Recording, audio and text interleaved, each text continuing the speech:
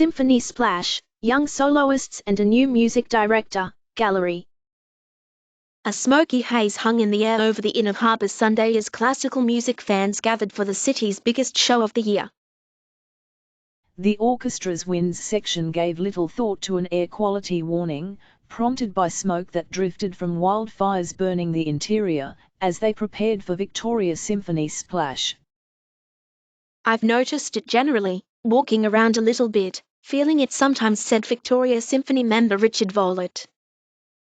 "But my flute playing it hasn't affected."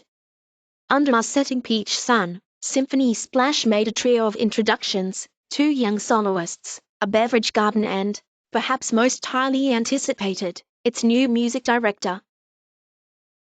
Victoria Symphony Board President Brian Butler introduced the crowd to Christian Cluckin, whom he said was selected to replace Tanya Miller after 14 years at the helm, from more than 100 candidates.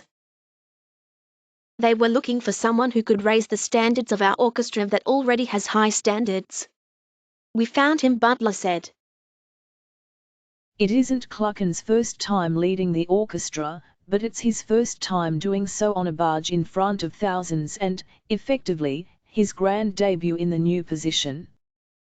"I felt so incredibly welcome here, so I thought I would give a thank you gift to you," said Cluckin, who hails from Copenhagen.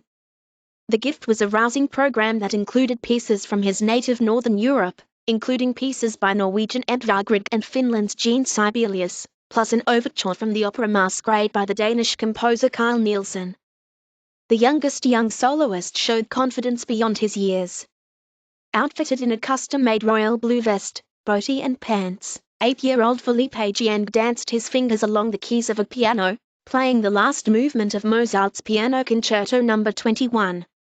After intermission, violinist 18-year-old Ryan Howland played an energized interpretation of Sibelius' Violin Concerto in D minor, before fireworks lit up the sky. Earlier in the day, residents and tourists meandered around an inner harbour, where the roads and walkways seemed more open compared with previous years. Doug and Diana Thwaite snagged the closest table to the stage, within the new beverage garden. There was a long line when they arrived, but it never stopped moving and eventually disappeared, they said. They travelled from Langford for the show, but said they were happy traffic moved smoothly. "I sucked it up and took the bus, that was a big deal," Diana said. Victoria Police reported no incidents by early evening, but worked to clear backed-up traffic soon after roads to downtown closed in the afternoon.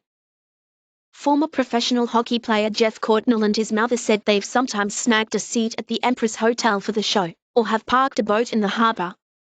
"Today we are just here for a walk. It's a beautiful city to live in," Courtnall said.